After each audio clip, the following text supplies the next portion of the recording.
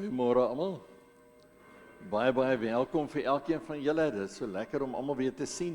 En almal wat met vakansie was, baie welkom vir julle terug. En die kinders, hoop ek het almal daarom hierdie week by skool opgedaag. Dit was 'n daarom gelukkige kort week gewees. So dit was daarom nou nie so 'n lang week so vir die eerste week nie. Maar ons is so dankbaar dat ons vandag weer by mekaar kan wees. En ons bid dat die Here vir ons sal seën met sy goedheid en met sy guns en met sy genade. Kom ons kyk na die afkondigings en dan gee ons ook ons dankoffers vir die Here en ons eer hom sommer vir wie hy is as ons dit ook doen vanmôre. En heel eerste wil ek nou gou kyk almal wat verjaar die week. Ons het daarom 'n ou sjokoladetjie hierso en dan lyk dit vir my niemand wat verjaar is in die kerk vandag nie. Maar Christel Kilian verjaar Saterdag en Isabella Kleinsmith verjaar Saterdag. En dan kyk ek nou gou, ek wag nou om te kyk wie kom nog in, want ek sien Milan verjaar vandag en dan Betsy verjaar, maar nou het sy ook verdamp. Sy het net nog hier gesit en nou is sy weg. So ek sal maar sjokolade moet eet. Maar ons sê vir hulle almal baie geluk. Ons is baie dankbaar vir elkeen van hulle wat ook verjaar. Dan Saterdag is dit Johan en Ria se huweliksherdenking. Baie geluk vir julle ook en mag die Here julle seën en mag julle sommer baie goed gaan. Daar's Milan nou net. Kom hier vorentoe, kom haal gou vir jou sjokolade. Baie geluk met jou verjaarsdag vandag. Sy verjaar vandag. Ons sê vir haar sommer baie geluk. Daar's sy. Ons is baie bly saam met jou, hoor. Daar sê dan die res van die afkondigings, onthou asseblief almal wat betrokke is by die Veritas kursusse. Ons begin Woensdagoggend, begin die Veritas weer en dan ook Donderdag aand het ons Veritas, so almal wat inskakel, onthou dit asseblief. Ons het ook eerskomende Sondag, die 23ste, het ons finansiële vergadering, dis volgende Sondag, na die erediens en dan die Dinsdag daarna die 25ste is dit kerkraadsvergadering. En ons sê, ons herinner net almal daaraan ook asseblief. Bets, jy moet asseblief vorentoe kom jou sjokolade kom haal, want jy verjaar vandag. Ek het om halfpad geëet gehad, maar ons baie geluk vir jou ook.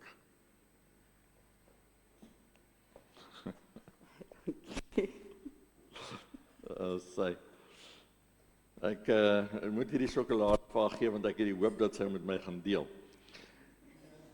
So dan, die res van die afkondigings kan julle gerus maar kyk, ons het dit aangestuur, dan wil ons net die kinders herinner, dat vandag moet julle asseblief direk na die erediens, moet al die kinders en almal wat in die kerk is, asseblief saal toe gaan, daar's iets spesiaals voorberei vir julle, so maak seker julle kom by die saal uit, ons gaan lekker koffie drink en ons gaan net lekker tyd saam spandeer en saam kuier.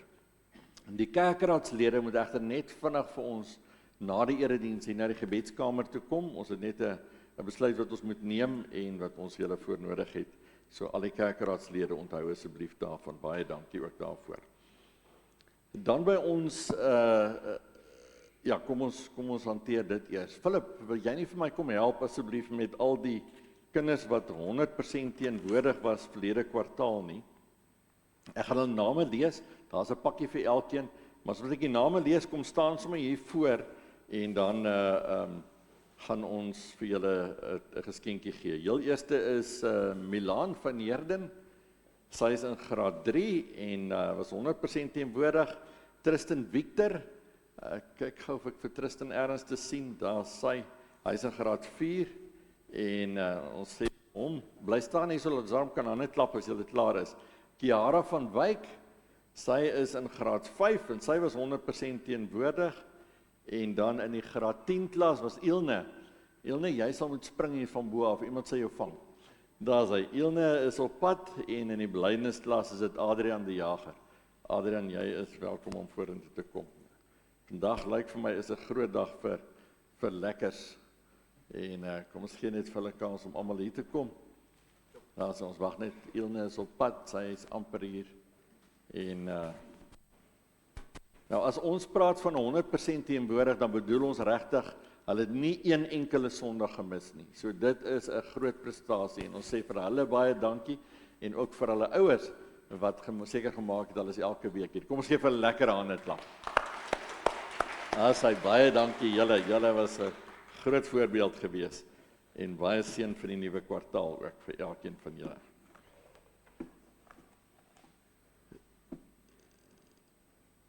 By ons gebedsversoeke, ons gaan nou geleentheid gee dat ons gaan saam bid so oor enkele sake, sommer so stil gebed. Maar kom ons dink ook aan Carla van Rensburg. Sy is in die hospitaal, sy het nou gisteraan nog daar geslaap. Hopelik word sy vandag ontslaan, maar sy het 'n probleem met haar kakebeen gekry en hulle moes toe gister onder narkose moes hulle die kakebeen probeer manipuleer om ek verstaan nie mooi nie, maar iets reg te kry met die kakebeen. So kom ons dink aan haar, is 'n geweldige pynvolle ding, lyk dit vir my, maar ons dra vir haar in die Here op.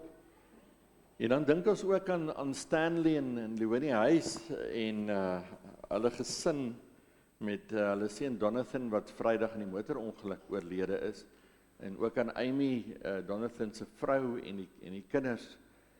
Kom ons dra regtig hulle almal aan die Here op. Dit is so 'n hartseer, tragiese ding wat gebeur het, maar kom ons bid dat die Here ook vir hulle sal vashou in hierdie tyd. Hulle is nie in ons gemeente nie, maar hulle is in ons gemeenskap, so deel van die gemeenskap, ons almal ken hulle. So kom ons bid asseblief ook vir hulle, dat die Here vir hulle sal vashou. So ek wil vra dat ons vir hierdie mense sal bid, en ook sommer iemand wat jy op die hart het, aan wie jy dalk kan dink, maar dan op ons gebedsversoeke vir hierdie maand, wat elke week op die afkondigings is, bid ons veral dan ook, dat die opstandingskrag van Jesus Christus, ons elkeen en in ons kerk, dat dit tot volle krag sal kom, dat ons sal leef uit die opstanding van Jesus, dat ons sal leef as mense wat weet, Jesus Christus het opgestaan, en daarin kan ons in die oorwinning van Jesus leef. En kom ons bid ook, dat die Here vir ons in ons gemeente, in ons gemeenskap, dat hy ons huwelike sal seën. Dis een van ons gebedsversoeke ook vir hierdie maand. Ons bid spesifiek vir ons huwelike in April maand, dat die Here ook vir ons sal seën, almal wat getroud is, en dat hy regtig vir ons sal vashou in veiligheid, en dat sy goedheid en sy guns in elke huwelik en gesin sal wees. So kom ons word stil so vir 'n oomblik, en dan bid ons daar, en dan Jeanette gaan daarna vir my 'n teks opsit, en dan gaan ek na die gebed vir ons Psalm 24 lees.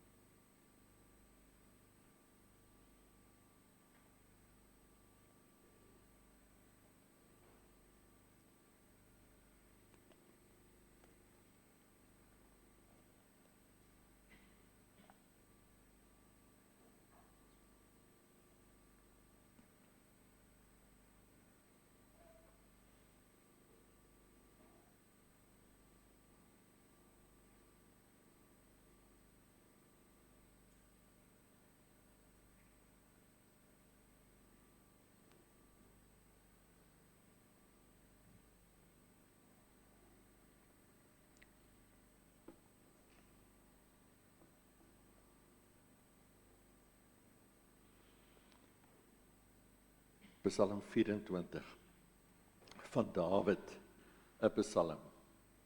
Aan die Here behoort die aarde en die volheid daarvan, die wêreld en die wat daarin woon. Want hy het dit op oseane gegrond en op strome gevestig. Wie mag teen die berg van die Here opgaan, en wie mag in sy heiligdom staan? Die mens met skoon hande en 'n rein hart, wat nie na nietigheid hunker en nie sweer by wat vals is nie, sal seën ontvang van die Here en geregtigheid van die God wat hom red. Dit is die geslag wat na hom soek, hulle wat u teenwoordigheid opsoek, dit is Jakob. Sela. Lig op julle koppe, poorte, ja, lig julle self op, ewige ingange, sodat die roemryke koning kan ingaan. Wie is hierdie roemryke koning? Die Here, magtig en heldhaftig. Die Here, heldhaftig in die stryd. lig op julle koppe poorte, ja, lig op ewige ingange, sodat die roemryke koning kan ingaan.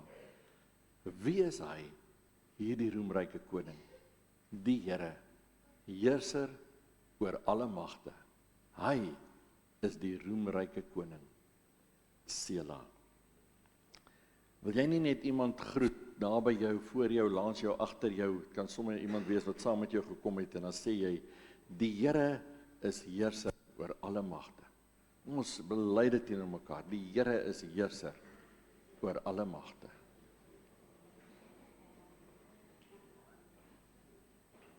Kom ons loof die Here, en dan sing ons hierdie psalm, sing ons, wie is hy? In die 2020 vertaling praat hy van die roemryke koning, die 83 vertaling het gepraat van die ere koning, daarom is hierdie lied is ook geskryf, wie is hy? Wie is die ere koning? Dis 'n bereiming van Psalm 24. Kom ons staan op en dan sing ons, wie is hy?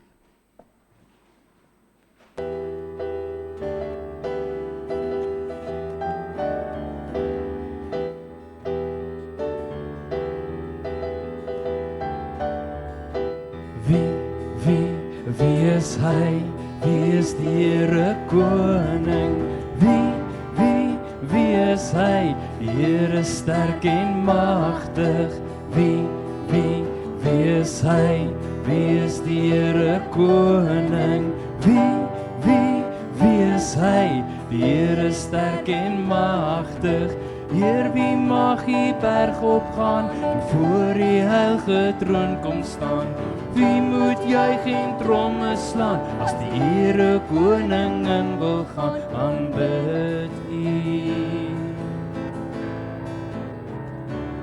aanbid U. Wie is U? Wie is die Here koning? Wie is U? Die Heer wat wen in elke stryd. Wie is U? Wie is die Here koning? Wie is U? Die Heer wat wen in elke stryd. Ek begeer om U te sien, U wil te hoor en U te dien.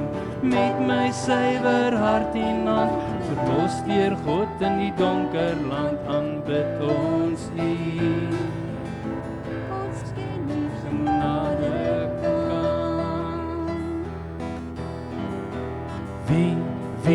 Wie is U? Wie is die Here koning? Wie is U? Die Heer wat wen in elke stryd. Wie is U? Wie is die Here koning? Wie is U? Die Heer wat wen in elke stryd. Hier is ons wat die berg opgaan en voor die heilige troon kom staan. Heer, as ons die berg opgaan en voor die heilige troon kom staan, aanbid ons U. Ons aanbid U. Aanbid ons U. Ons aanbid U. Is so 'n voorreg om die Here te kan aanbid en hom te kan prys en kan weet hy is die almagtige God en hy is ons ere koning, en daarom kan ons sê dit borrel hier binne in my, want ek is so bly Jesus, hierdie groot almagtige God het ook vir my lief. Kom ons sing, dit borrel in my.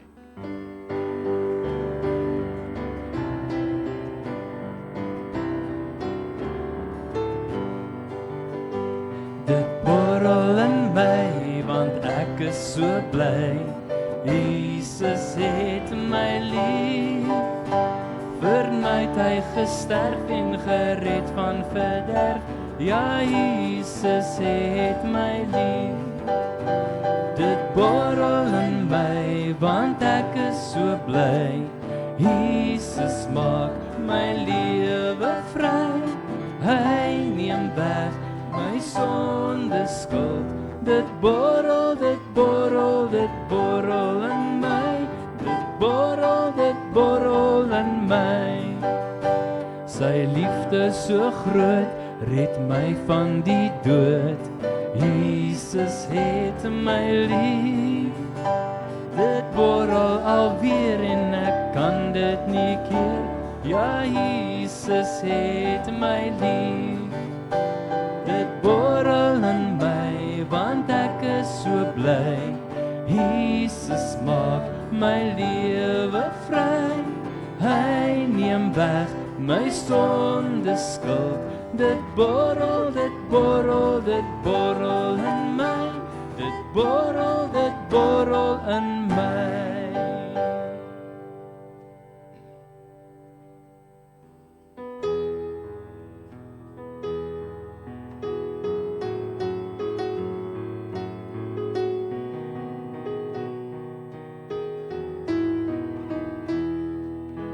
Hy leef, die graf het oopgegaan. Hy leef, hy het opgestaan. Hy leef, dit maak my hart so bly. Jesus leef in my. Halleluja, halleluja. Jesus leef in my. Halleluja, halleluja. Jesus leef in my. Hy leef, die graf het oopgegaan. Hy leef, hy het opgestaan. Hy leef, dit maak my hart so bly. Jesus leef in my. Halleluja, halleluja. Jesus leef in my. Halleluja, halleluja. Jesus leef in my. Hy leef, die graf het oopgegaan. Hy leef, hy het opgestaan. Hy leef, dit maak my hart so bly. Jesus leef in my. Halleluja, halleluja. Jesus leef in my. Halleluja, halleluja. Jesus leef, Jesus leef, Jesus leef in my.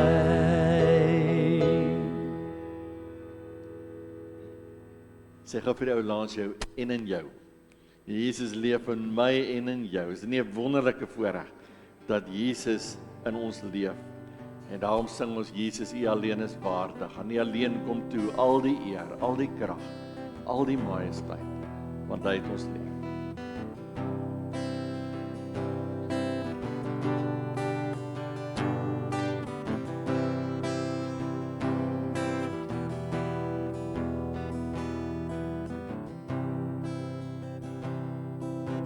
Jesus, U alleen is waardig.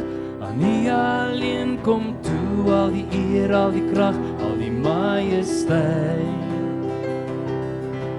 Jesus, U alleen is heilig. Aan U alleen kom toe al die lof, al die mag, al die heerlikheid. Daar is geen ander naam as Jesus. Daar is geen mooier naam as Jesus. Laat die hele aarde juig, want die redder van die wêreld het gekom. hoog verhewe, hoog bo alles, staan die koning van die heelal wat weer terug aankom. Elke nasie, elke volk, jou redding is hier.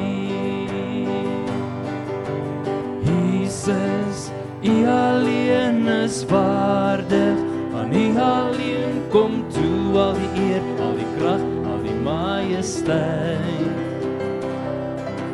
Jesus, U alleen is heilig, aan U alleen kom toe al die lof, al die mag, al die heerlikheid. Daar is geen ander naam as Jesus. Daar is geen mooier naam as Jesus. Laat die hele aarde juig, want die redder van die wêreld het gekom. Hoog verhewe, hoog bo alles, staan die koning van die heelal wat weer terug aankom. Elke nasie, elke volk, jou redding is hier. Deur die hele skepping klink die hoogste ere naam bo alle name. U alleen is Here. Laat die hele aarde juig, want die redder van die wêreld het gekom. Hoog verhewe, hoog bo alles, staan die koning van die heelal wat weer terug aankom. Elke nasie, elke volk, jou redding is hier.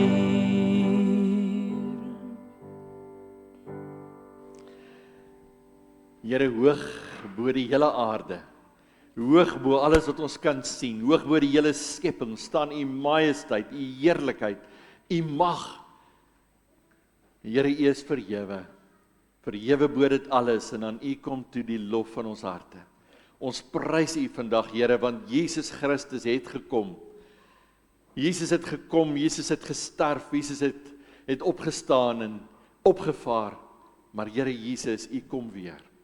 Ons dank U, ons loof U, ons prys U naam. Here, ons leef in die verwagting, ons leef in die hoop, elke oomblik, dat Jesus vandag kan kom.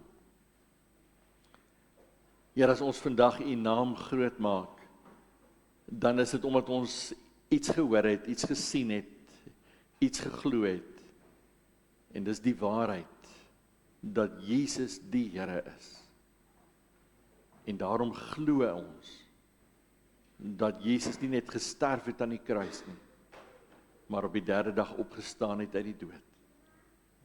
Glo ons, dat Jesus weer gaan kom, om te oordeel oor hulle wat leef en hulle wat reeds gesterf het. Ons dank U, ons eer U, ons loof U vir wie U is, en vir die voorreg om U te kan ken. In Jesus naam. Amen. Baie dankie.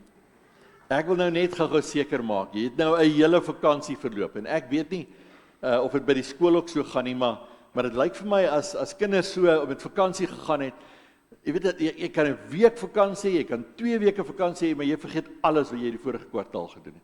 So ek hoop jy is hier by die kerk ook so nie. So ons wil nou net seker maak. Kan julle my gou help as ons kyk na die boeke van die Bybel, die eerste 5 boeke van die Bybel, Genesis, Exodus, Levitikus, Numeri, Deuteronomium, noem ons die Pentateeg, daar is hy. En dan as ons die Pentateeg klaar gelees het, wat kom na die Pentateeg? Die geskiedenisboeke, nê. Ja, julle ken hulle mos nou, Joshua, Rigters, Rut, 1 Samuel, 2 Samuel, 1 en 2 Konings, 1 en 2 Kronieke, Esdra, Nehemia, Ester, stop! Ja, dis die geskiedenisboeke. En dan daarna kom die wysheidsboeke. Die wysheidsboeke is Job, Psalms, Spreuke, Prediker en Hooglied. Ja, Hooglied, daar is hy, ja, nou maar reg sê, Hooglied, ja. Daar is hy, en dan kom ons by die groot profete uit. Wie onthou nog, wie is die groot profete? Dis Jesaja, Jeremia, klaagliedere van Jeremia, Segiel, Daniel, is die groot profete. Daar is hy. En die klein profete is die 12 maklikes, nê. Hosea, Joel, Amos, Obadja, Jona, Micha, Nahum, Habakuk, Sefanja, Haggai, Sagaria, Maleagi. Daar is hy. En dis die klein profete. En altesaam in die Ou Testament het ons hoeveel boeke nou weer? 39. Daar is hy, pragtig. Dan kom ons by die Nuwe Testament. Die Nuwe Testament het eerste 4 boeke staan bekend as die 4 evangelies. Daar is hy. En dan kry ons een boek wat 'n geskiedenisboek is. En watter boek is dit? Handelinge. Daarna kry ons die briewe van Paulus. Paulus se briewe van die langste een, Romeine af, regdeur uiteindelik tot by die kortste een, by Filemon of Philemon. En dan kry ons die algemene briewe, nê. En na die algemene briewe is daar nog een boek oor en dit is Openbaring en dit is 'n apokaliptiese boek.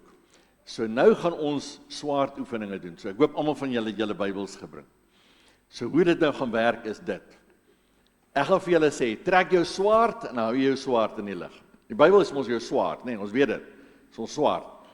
Trek jou swaard, hou jou swaard in die lug. Dan gaan ek vir jou sê, maar Tannie Janet gaan nie nou al die vers opsit nie, maar ek gaan vir jou sê wat is die boek en dan as jy die boek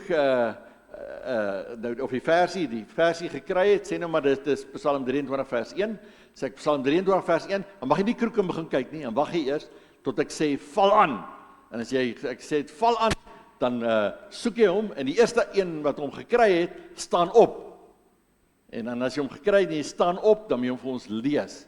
En net terwyl om dit maklik te maak vir almal, dan sal ons hom ook op die skerm sit, maar eers as die persoon opgestaan het, want anders dan gaan julle kroek, dan gaan julle daar lees, nê. So, het enigiemand 'n Bybel nodig? Ek het 'n spaar Bybel hierso. Asai. Goed, trek julle swaarde. Het julle swaarde. Maar nou nie aanval nie, wag eers. Jesaja 54 vers 5. Jesaja 44 vers 5. Op in die Bybels, trek jou swaard. Ek kyk hierdie van Syle mooi uit hier voor. Jesaja 54 vers 5, val aan. Kry hom gou. Jesaja 54 vers 5. Wie het hom? Jesaja 54 vers 5. Jesaja 54 vers 5. Wie het hom? Ja, sê, staan op, lees hom. Goed, kom ons sit hom op die skerm.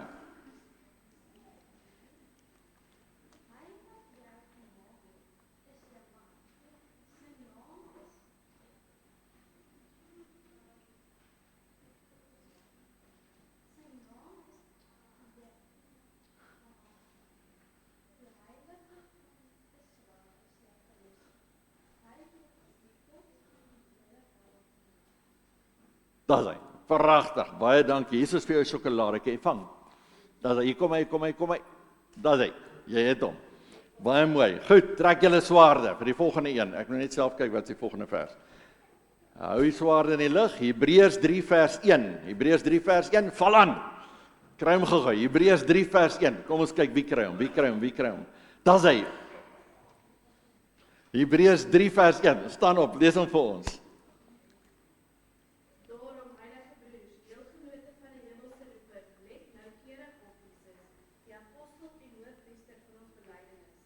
Daar is hy. Baie dankie. Sê julle vir aangee daar vir Shabon. Baie dankie. Right, ou, trek julle swaarde. Trek die swaarde. En dit is Matteus 1 vers 23. Val aan. Matteus 1 vers 23.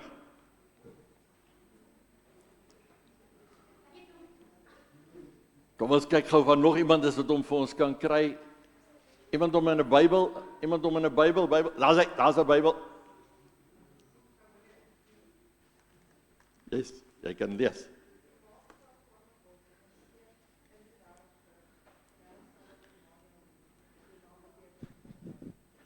Baie dankie. Wat leer ons hierso van God? Wat is sy naam? Jesus se naam is Immanuel. Ja, elkeen van hierdie verse sê iets oor wie God of wie Jesus is. Goed, kom ons trek ons swaarde. En volgende ene is Johannes 14 vers 6. Johannes 14 vers 6, val aan. Kom ons kyk, wie kry Johannes 14 vers 6? Wie kry hom? As hy verjaarsdagmaatjie, staan op. Dis maar. Johannes 14 vers 6. Jesus sê vir hom, ek is die weg, die waarheid en die lewe. Niemand kom na die Vader toe behalwe deur my. Daar is hy. Jesus sê vir hom, ek is die weg, die waarheid en die lewe. Onthou jy het 'n man. En niemand kom na die Vader toe behalwe deur hom nie. Dis Johannes 14 vers 6. Dan trek ons swaarde. En ons is nou by Jesaja 9 vers 5. Val aan. Jesaja 9 vers 5. Hy is so 'n bekende vers. Jy kan sommer die Bybel oopmaak om jou kop uit op sê. Jesaja 9 vers 5. Jesaja 9 vers... Ja, sê, Franco het hom.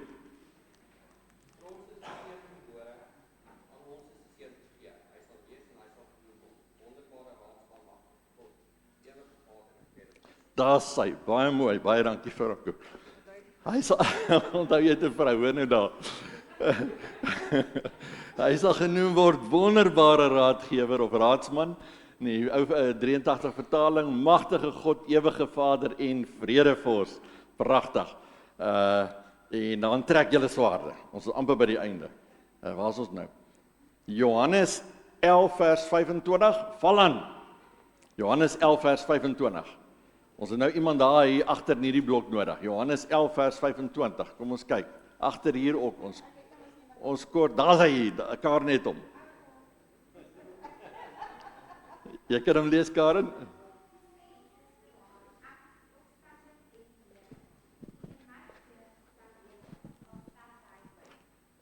Baie dankie. Dit is presies die regte een.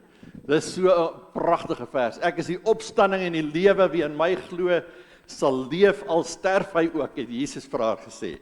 Goed, trek julle swaarde. Ons is amper by die einde, ons nog net 2 oor.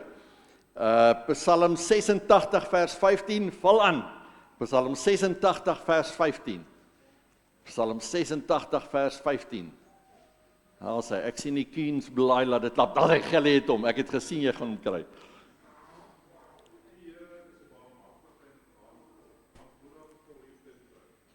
Is dit nie 'n wonderlike vers hierdie nie, maar U my Here, U is 'n barmhartige en genadige God, geduldig, oorvloedig in troue liefde en waarheid, sê die 2020 vertaling. Baie dankie, Gelly. Goed, is julle reg vir die laaste ene, dink ek nou. Dan is ons by, trek julle swaarde. En dit is Maleagi 3 vers 12. Val aan! Maleagi 3 vers 12. Kom ons kyk wie kry hom. Maleagi, kom ons kyk gou of nog iemand hom kry. Daar is hy, Tannie Ansie het hom. Maleagi 3 vers 12.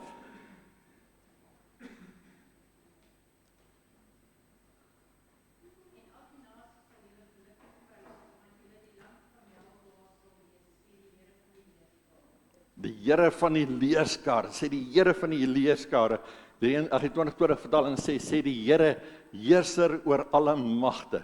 Dit is so pragtig, daar is hy, en onthou, jy het ook 'n man, daar langs jou. En daar is hy. Nee, dit lyk vir my, ons gaan, julle onthou die Bybels, boeke baie mooi en baie goed. Al hierdie verse wat ons gelees het, het iets gesê van wie God is. Iets van wie hy is, wie sy karakter is, en hoe hy homself aan ons openbaar. Kom ons lees nou uit Romeine 1, die eerste paar verse, vers 1 tot 7, lees ons die teksvers van vanmôre. Romeine 1 vers 1. Paulus, 'n diensknegt van Christus Jesus, 'n geroepe apostel, afgesonder vir die evangelie van God, wat hy reeds tevore deur sy profete in die heilige geskrifte beloof het, aangaande sy seun, wat na die liggaam uit die nageslag van Dawid gebore is, wat na die gees van die heiligheid op grond van sy opstanding uit die dood kragtig aangedui is as die Seun van God, Jesus Christus ons Here, deur wie ek die genade van my apostelskap ontvang het, om tot eer van sy naam mense uit al die heidenvolke tot geloofsgehoorsaamheid saam te bring, onder wie julle ook is, julle wat deur Jesus Christus geroep is. Aan al die geliefdes van God wat in Rome is, geroepe heiliges, genade vir julle en vrede van God ons Vader en die Here Jesus Christus. Dis die inleiding tot die brief aan die Romeine. Ons is besig, of ons begin vandag met 'n reeks wat gaan oor die opstanding. Nou, verlede Sondag was opstanding Sondag. En ons het nou voor die kruisiging, het ons die 7 lydenssondag gehad, waar ons gekyk het na die 7 kruiswoorde van Jesus. Die kere wat Jesus, terwyl hy aan die kruis gehang het, het hy 7 keer gepraat. En ons het vir 7 weke lank, het ons met ander woorde gepraat oor die feit dat Jesus gekruisig sou word, tot by Goeie Vrydag, waar ons toe Jesus se kruisiging herdenk het. En toe kom ons verlede Sondag by Opstanding Sondag. En wat baie keer gebeur is, dan by Opstanding Sondag, dan is ons almal bly, ons is opgewonde, ons vertel vir mekaar, Jesus het opgestaan, Jesus het opgestaan. En die volgende Sondag, dan gaan ons maar net aan. En dan is dit net weer terug na die normale toe. So ek het tog gevoel, maar hierdie jaar wil ek graag dat ons het so 5 Sondag voor Pinkster nou gaan kom, en dan, of oor Hemelvaart kom, en dan het ons, wil ek baie graag hê, dat ons hierdie 5 Sondae sal spandeer aan die tema van Jesus wat opgestaan het. En daarom is ons tema, Jesus het opgestaan, daarom. Wat is die effek daarvan dat Jesus opgestaan het? En vandag is ons tema, daarom weet ons wie hy is. Die feit dat Jesus opgestaan het, het alles verander. Alles. Ons kan onsself dit nie indink nie. Ons kan nie time travel, teruggaan in tyd tot voor Jesus opgestaan het. Ek wens partykeer ons kon so 'n toer doen en net vir 'n week lank teruggaan en gaan leef in 'n wêreld voordat Jesus Christus opgestaan het uit die dood uit. Dat ons kan sien hoe was die wêreld, as ons sien hoe hopeloos was dit om in daardie tyd te moes leef voordat Jesus Christus opgestaan het. Maar alles het verander toe Jesus opgestaan het uit die dood. Alles wat Jesus voordat hy opgestaan het, tot by sy dood, alles wat hy gesê het, alles wat hy gedoen het, alles wat oor hom voorspel was, alles wat oor hom geprofeteer was, alles wat hy geleer het, alles wat hy, die wonderwerke wat hy gedoen het, die genesings, alles het sin gemaak, die oomblik toe Jesus opstaan.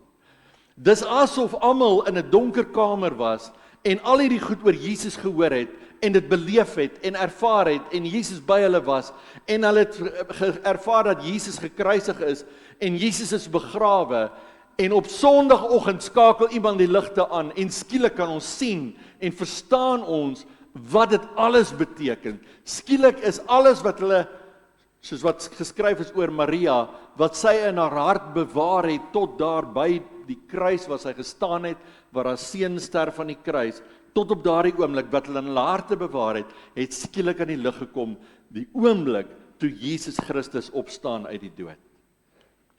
En jy sien, as ons die evangelie verkondig, net tot by die kruisiging, as ons stop by die kruisdood van Jesus Christus, dan is daar baie mense in hierdie wêreld wat sal sê, ag man, alles wat julle oor Jesus sê, kan ons verklaar. Ons kan verklaar dat daar wonderwerke plaasgevind het, want daar het voor Jesus se tyd en na Jesus se tyd, lees ons, was daar ook wonderwerke gewees wat plaasgevind het. Daar's bose geeste uitgedryf. Mense het die boodskap van God verkondig voor die tyd en na die tyd. Profeseë het waar geword. Mense is gekruisig. En so sou mense kon aangaan oor Jesus, en hulle doen. En hulle trek die evangelie uit mekaar uit. Maar dan op Sondag kom die opstanding. En skielik raak hulle uit woorde uit. En dis die enigste argument wat hulle teen die evangelie kan hê is, Jesus het nie opgestaan nie. Hy het nie opgestaan nie, hy het nie opgestaan nie, hy het nie opgestaan. Dis al wat hulle kan sê, want die opstanding van Jesus het skielik alles aan die lig gebring en was 'n wake-up call, was 'n uitroep om te sê, alles wat oor Jesus gesê is, alles wat hy gedoen het, alles wie hy was, alles wat hy vermag het, dit alles is inderdaad die waarheid. Hy is die Seun van God. Hy is Immanuel, het ons net nou gelees, God met ons. Hy is ons wonderbare raadsman, ons magtige God, ewige Vader, ons vredevors. Hy is die opstanding en die lewe, hy is die weg, die waarheid en die lewe. So wat ons net nou gelees het, hy is die groot ek is. Hy is God wat self op aarde mens kom word het. En die oomblik toe Jesus opgestaan het uit die dood, het alles wat oor hom gesê is, en alles wat hy self gesê het, en alles wat hy gedoen het, tot by sy sterwe, aan die kruis, het nuwe betekenis gekry, vir almal wat daar was. Skielik het hy verstaan, skielik het die lig opgegaan, skielik het hulle geweet, Jesus is waarlik God. Verlang het mense saam met Jesus geleef en het hulle geworstel, is hy die Messias? Is hy nie die Messias nie? As hy die Messias is, wat beteken dit vir ons? Is hy die Messias soos wat ons nou al vir jare lank sit en hoop om die kampvure en vir mekaar sê, ag ons wens die Messias wil kom, laat hy hierdie Romeine kan uitdryf en dat hy ons weer 'n vry volk kan maak? Julle weet dat in die 400 jaar tussen die Ou en die Nuwe Testament was daar 'n klompie jare wat Israel inderdaad weer onafhanklik was. Kyk, hulle is mos nou deur die Babiloniërs is hulle onderdruk en is hulle weggevoer in ballingskap en hulle teruggekom en hulle was net nooit weer onafhanklik nie. Die Perse het oor hulle geheers, die Meders het oor hulle geheers, die Grieke het gekom, die Grieke het in hierdie 400 jaar tussen die Ou en Nuwe Testament het die Grieke die wêreldheersers geword, die Grieke het oor hulle geheers. Maar daar was 'n dag gewees dat 'n klomp van hulle opgestaan het en hulle het geveg teen die Grieke en hulle het die Grieke uitgedryf uit Juda uit en hulle was onafhanklik. En hulle was vir 'n klompie jare onafhanklik. Totdat hulle leier dood is en hulle stry gekry het onder mekaar oor wie moet die volgende leier wees. En teen hierdie tyd het die Romeine die Grieke oorgevat. En toe besluit hulle, kom ons vra die Romeine om ons te help om 'n leier vir ons aan te wys. En hulle nooi die Romeine in Jerusalem in. En die Romeine kom met al hulle soldate ingestap en sê ons sal julle help om te sê wie is nou in charge van hierdie plek. Ons is. En daar vat die Romeine die hele land oor. As gevolg van magsbeheptheid van leiers binne in die volk, het hulle weer hulle vryheid verloor. En wat het hier gebeur? Nou het hulle gedroom om dit weer terug te kry. En hulle groot droom, hulle Messias droom was, ons moet dit net weer kan terugkry. Ons moet nou net weer hierdie Romeine kan uitkry. Ons moet net weer onafhanklik kan wees. Want hierdie ouens maak ons dood en hulle vat ons goed en hulle laat ons belastings betaal dat ons doodgaan van honger en ellende. En vir enige ding en elke ding kruisig hulle ons en slaan ons en vernietig ons en hulle vat ons kinders en hulle vat wat ons het. En ons het geen vryheid self nie. En die Messias moet ons net help om vry te kom van die Romeine. Maar dan kom Jesus. En al hierdie verwarring waarmee hulle geleef het, kom skielik aan die lig vir hulle wat glo. Jesus verskyn in 'n klomp mense en dis asof die kleed afgeruk word wat oor hulle was, wat gemaak het dat hulle nie kon sien wie hy is nie. Paulus is een van die mense wat aanvanklik nie geglo het nie, oor wie se denke en geloofslewe die kleed was wat net gemaak het dat hy net nie vir Jesus kon erken as die ware Messias, as die Seun van God nie. En terwyl hy besig is om die Christene te vervolg tot die dood toe, is hy op pad na Tarsus en dan op die pad ontmoet hy die opgestane Here Jesus Christus. En dan heelwat later skryf hy hierdie brief aan die Romeine. En as hy die brief skryf, dan skryf hy dit aan mense wat hy nog nooit ontmoet het nie. Hy was nog nooit in Rome nie. Hy was nog nooit by hierdie kerk nie. En nou wil hy homself voorstel. En as Paulus homself voorstel, dan kan hy nie anderster as homself voor te stel hier onder die skaduwee van Jesus nie. So wanneer hy oor homself praat, homself voorstel, dan sê hy iets oor homself en hy sê iets oor wie is hierdie Jesus wat my gemaak het, wie ek vandag is, dat ek vir julle 'n brief kan skryf. Hy kan nie anders as om oor Jesus te praat nie. In vers 1 het ons gelees, daar staan Paulus, 'n diensknegt van Christus Jesus, 'n geroepe apostel, afgesonder vir die evangelie van God, wat hy reeds tevore deur sy profete in die heilige skrifte beloof het. So as Paulus, kyk na hierdie vers, as Paulus oor homself skryf, dan noem hy sy naam, Paulus, en dan die volgende ding wat hy sê is, ek is 'n diensknegt van Christus Jesus. En dan weet ek in Afrikaans, is dit altyd die ding, ons sit met hierdie moeilike woorde, wat ons moeilik vertaal. Die Griekse woord is doulos. Doulos beteken slaaf. Iemand wat verkoop is, iemand wat sy eie reg verloor het. Hy sê, ek is 'n slaaf van Jesus Christus. Hoe het ek sy slaaf geword? Hy het my gekoop. Hy het my vrygekoop van sonde. Ek behoort aan hom, boots and all. Soos wat ek is, met alles wat ek het, behoort ek aan hom. Jesus Christus, hy die gesalfde, die verlosser. Christus beteken gesalfde, Jesus beteken verlosser. Die gesalfde verlosser van God. Hy het vir my geroep, hy het vir my vrygekoop, hy het my sy diensknegt gemaak.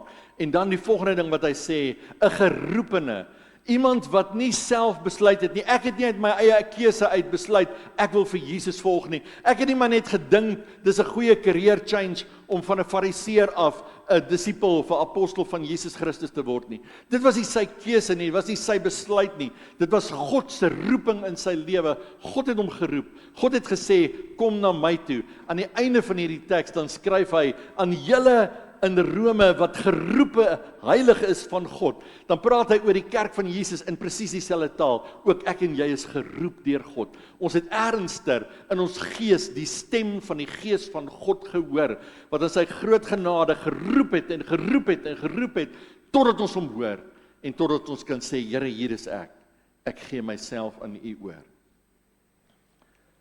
Ek is 'n geroepe apostel, skryf Paulus. 'n Apostel is 'n gestuurde. Ek is deur God gestuur.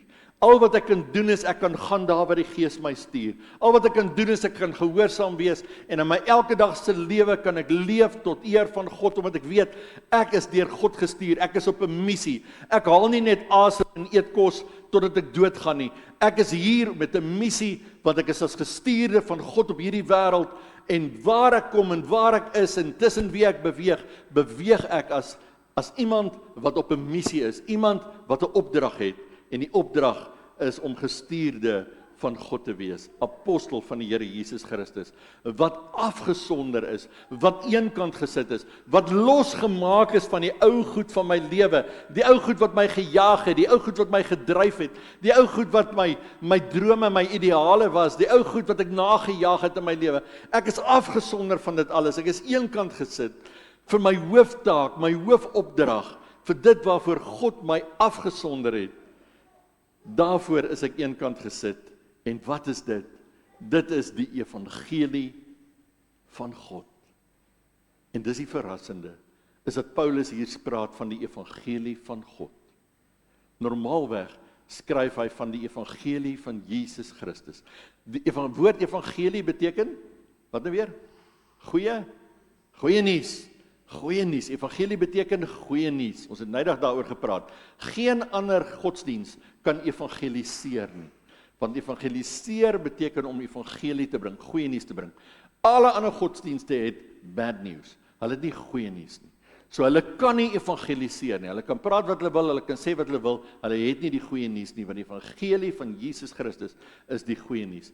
Maar in hierdie teks kom Paulus, en dan praat hy nie van die evangelie van Jesus Christus nie, maar hy praat van die evangelion theo, van God, die evangelie van God. Hy gebruik die woord theos, God, om te sê, hierdie is die goeie nuus wat van God afkom. En God se goeie nuus was, dat dit wat hy deur die profete beloof het uiteindelik aangebreek. Dit het aangebreek in Jesus Christus. Toe God kom mens word het in Jesus Christus, het hierdie evangelie van God waar geword. Hy sê, en ek, Paulus, al wat ek oor vir julle kan sê is, ek is 'n slaaf, uitverkoop, geroep, gestuur, afgesonder vir hierdie evangelie van God, die evangelie wat gaan oor Jesus Christus. Dan in vers 3 verduidelik hy meer daaroor, dan praat hy van wat is hierdie evangelie van Jesus, wat is dit wat verkondig moet word. En dan sê hy in vers 3, die evangelie van God is aangaande sy seun, wat na die liggaam uit die nageslag van Dawid gebore is. Die evangelie van God gaan oor sy seun, en dan is dit krities belangrik. Hierdie goed is so belangrik, dat ons dit nie mag vergeet nie. Geen Christen mag dit vergeet nie, want dan gaan iemand jou mislei. Die belangrike ding wat hy hier skryf, en wat ons moet weet, en daaraan moet vashou, dis die basis van die teologie oor die verlossing van Jesus Christus, is dat Jesus gebore was uit die nageslag van 'n mens. Dat Jesus uit die nageslag van Dawid gebore is die woorde wat Paulus gebruik om te sê, Jesus was ten volle mens. En as ons dit nie verstaan nie, dan verstaan ons nie die evangelie nie. As ons nie verstaan dat Jesus 100% 'n mens was van vlees en bloed soos ek en jy nie, dat hy honger was, dat hy dors was, dat hy hartseer was, dat hy swaar gekry het, dat hy pyn beleef het, net soos ek en jy, en dat hy dieselfde goed ervaar het as ons.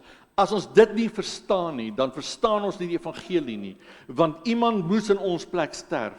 'n Mens moes sterf. Sy mensheid was noodsaaklik dat hy gekruisig kon word. 'n God, as hy net God was, kon hy nie sterf aan die kruis nie. Hy moes mens wees, want 'n mens moes doodgaan aan die kruis. Daarom kon hy die prys betaal, daarom kon hy die offerlam van God namens die mensdom wees.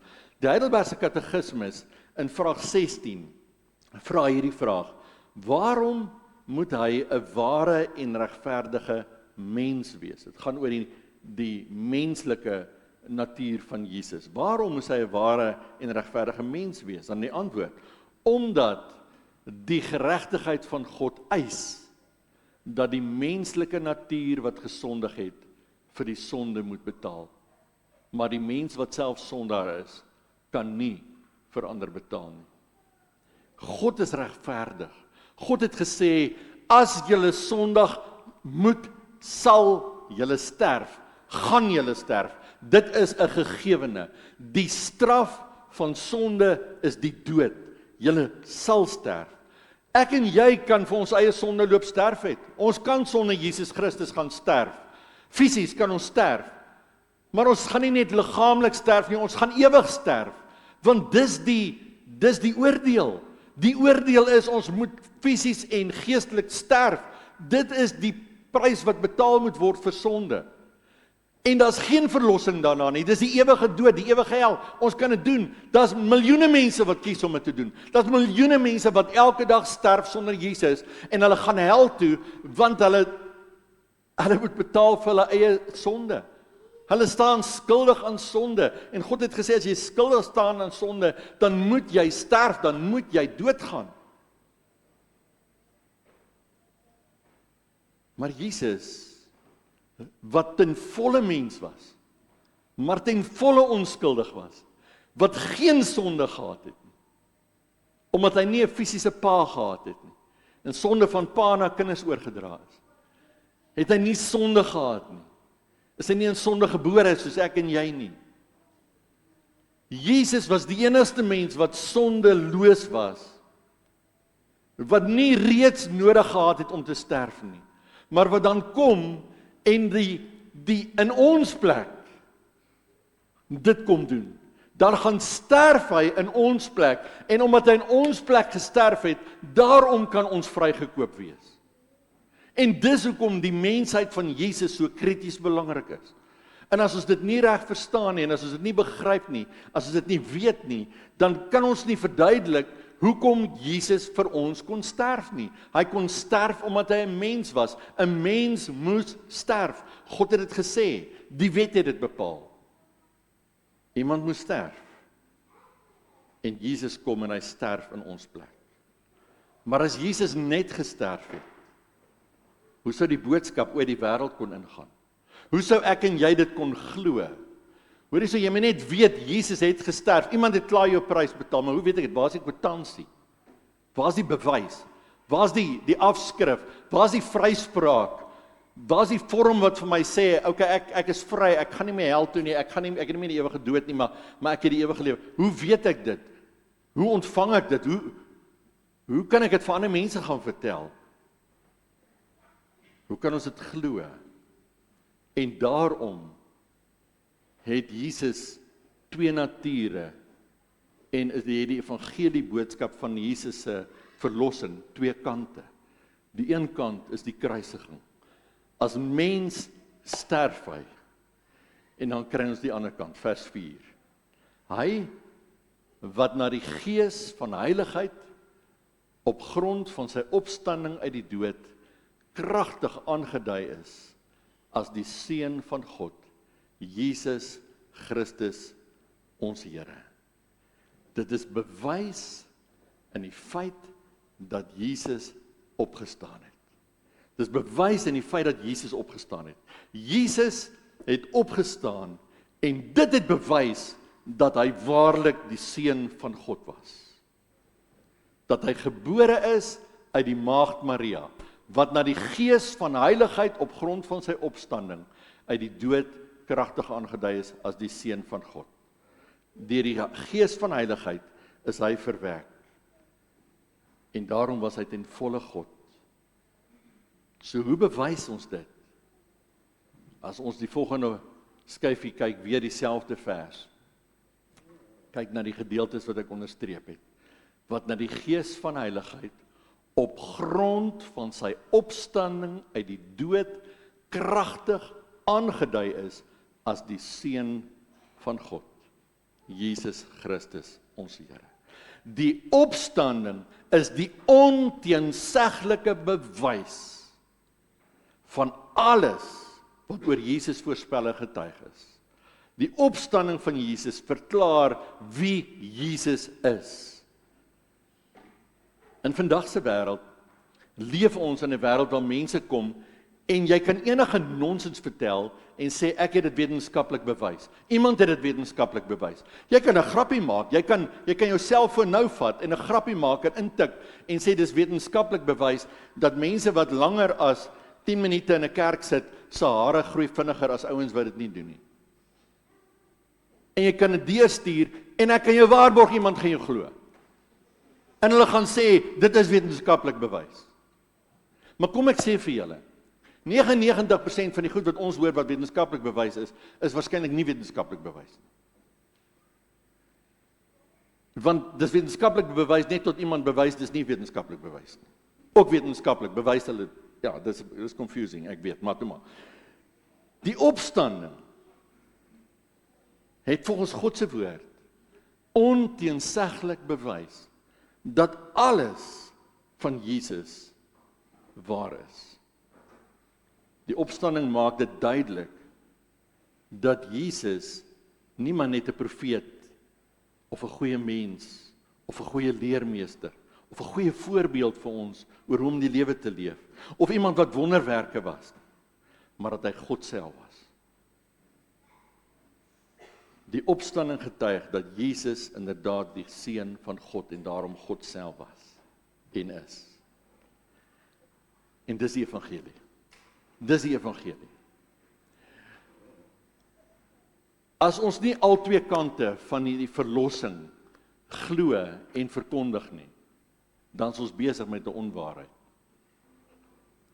As ek sê Jesus het nie gesterf nie, dan sal nie vir my betaal nie, dan sal nie vir my sondes betaal nie, dan staan ek skuldig aan sonde, dan moet ek self betaal, dan gaan ek self sterf, dan gaan ek self hel toe.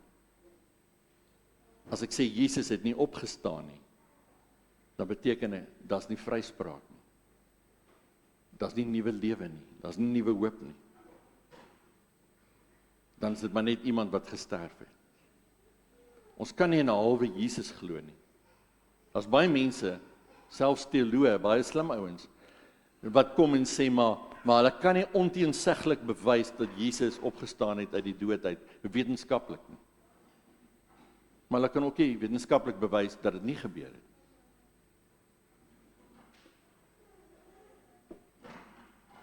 En dan kom hulle met 'n vals teologie en sê Jesus het gesterf aan die kruis.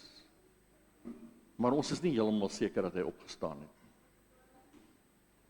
Maar dit is eers as ons glo in die opstanding van Jesus, dat jy kan glo dat Jesus waarlik God is. Want dis die bewys van sy goddelikheid. Dit was die bewys van sy goddelikheid. Die vraag sou wees, as jy dan nou net sou glo in die kruisiging van Jesus en nie in sy opstanding nie, in watter God glo jy? En dan sê hierdie teksgedeelte vir ons baie duidelik, definitief nie die God van hemel en aarde nie. Die God in wie se naam Jesus gekom het en vir wie Jesus verteenwoordig het op aarde nie. Dan verwerp jy die evangelie van Jesus self. So mense wat nie glo in die opstanding nie, glo nie in Jesus nie. Want ek kan nie sê ek glo in die helfte, maar nie die ander helfte nie. Ek wil dit nog een laaste keer probeer sê. Sonder die opstanding van Jesus, het Jesus se bediening in 'n nederlaag as 'n martelaar geëindig aan 'n kruis. En het mense daar weggestap en gesê, wat 'n verskriklike ding het ons vandag aanskou. Dit was erg geweest. Het julle gesien hoe hy gelei? Dit was vreeslik. Ek weet nie of ek daai prentjie ooit in my kop uit gaan kry nie. En hulle het vergeet daarvan. En dit het daar gestop. Maar ons glo in die opstanding, want dit is God se duidelike teken, dat Jesus die magtige seun van God is, wat die dood oorwin, en heers as Here van die Here, en as koning van die konings, oor alle magte, alle kragte, reg oor die wêreld heen.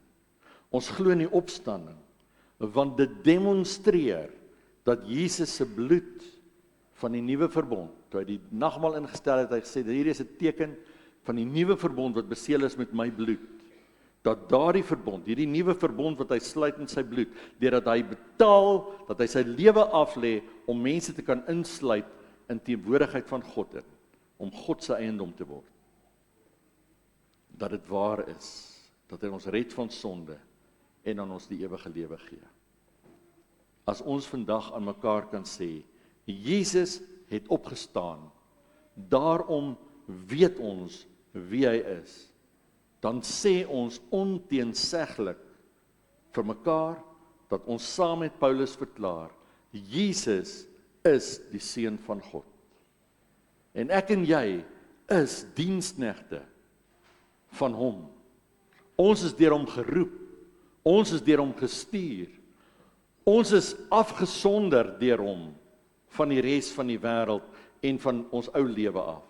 En ons staan in diens van die evangelie van God, wat gaan oor Jesus, wat ten volle mens was, en ten volle God was, en is, tot in alle ewigheid. En daarom bely ons, en daarom glo ons, dat Jesus nie net gesterf het aan die kruis nie, maar op die 3de dag opgestaan het uit die dood, en dat hy leef tot in ewigheid, en dat hy weer sal kom. Hy is God, hy heers, en hy skyn van ewigheid tot ewigheid. Want toe Jesus opgestaan het, het die lig opgegaan, en het sy evangelie sin gemaak. Jesus het opgestaan, daarom weet ons wie hy is. Hy is volkome mens, volkome God, wat lewe tot in ewigheid. Kom ons bid saam. Vader, om elke keer weer uit u woord uit die ou waarhede te lees, te ontdek, is vir ons 'n voorreg. En Here, partykeer dan leef ons met 'n sekere kennis van die evangelie, 'n kennis van die woord, maar ons deurdink nie noodwendig die implikasies van alles wat ons dink en glo en waarin ons vashou nie. En daarom, Here, as ons voor u buig vandag, dan buig ons voor u as Jesus Christus, wat gesterf het aan die kruis, maar bovenal wat die opgestane Here Jesus Christus is, en wat leef tot in alle ewigheid. Ons bid, Here, dat ons wat voor u kom staan as slawe, uitverkopenis, vrygekooptes deur Jesus Christus, Ons wat deur U geroep is om as apostels, as gestuurdes in hierdie wêreld te leef met 'n doel, en daardie doel is om U te verheerlik. Daardie doel is om te getuig, te vertel, te leef vanuit die krag van die opstanding van Jesus Christus. Ja Here, ons is afgesonder daarvoor. En daarom leef ons daarvoor. En bid ons vandag, wil U vir ons vul met U Gees? Wil U ons bekwaam maak? Wil U ons monde aanraak? Wil U ons tonge aanraak? Wil U ons gedagtes nuut maak? Dat ons op 'n nuwe manier sal dink oor wie ons is voor die lewende God van hemel en aarde. En Here, mag U lig deur die donker skyn. Mag U lig die duisternis om ons verlig. Omdat waar ons kom as U gestuurdes, as U diensknegte, as U diensmaagde, waar ons kom as die afgesonderde gestuurdes van God, om lig te wees vir die wêreld, soos wat Jesus se lig in hierdie wêreld gekom het en deur ons skyn. Mag daar lig wees. En mag ons lewe bring. En mag ons leef tot eer van U naam. Vader, ons dank U en ons eer U, want Jesus leef. Jesus leef tot in ewigheid. Ons weet dit. Ons weet Jesus het opgestaan. Want so weet ons wie U is. Ons dank en eer U daarvoor in Jesus naam. Amen. Kom ons sluit af met U is die lig wat deur die donker skyn. Hierdie Jesus is in der waarheid die lig wat in ons lewens kom inval het, maar wat deur ons lewens soos 'n prisma wil uitskyn, sodat die wêreld kan weet wie hy is. Hy is die lig wat in die donker skyn. Onthou na die erediens saal toe asseblief gaan. As iets lekkers voorberei vir julle. Dankie vir almal wat gehelp het daarmee, al die dames en manne wat gehelp het om alles te bring. Ons waardeer dit.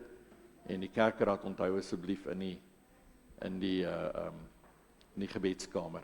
Kinders, gaan aan die agterkant van die saal daar by die eystertafels. Miskien as julle vinnig daar draai maak, dat ons net vir julle aanwesig kan merk asseblief. Baie dankie.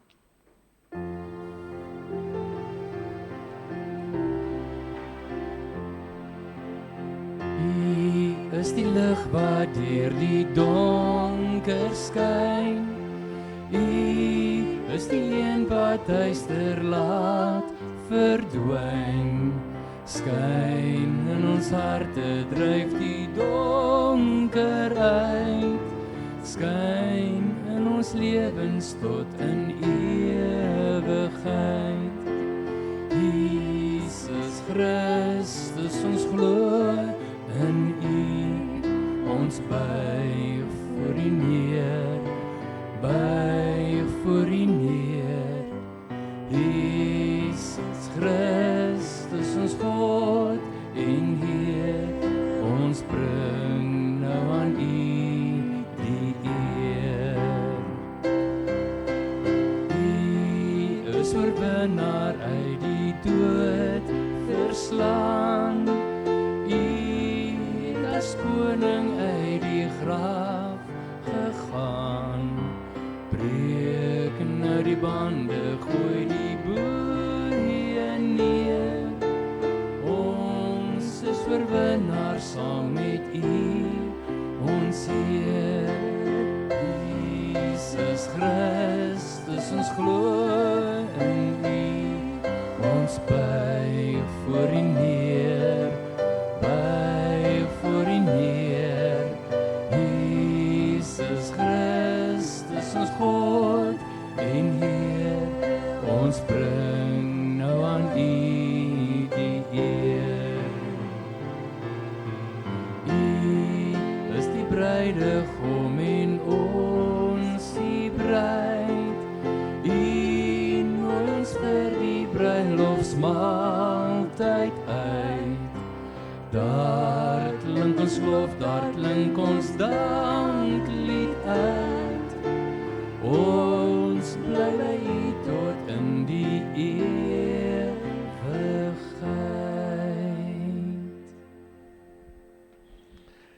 Jesus het opgestaan en daarom weet ons wie hy is. Hy is die geseënde, die gesalfde van God en hy seën ons met sy genade, met sy liefde, met sy teenwoordigheid, met sy krag, met sy oorwinning tot in ewigheid.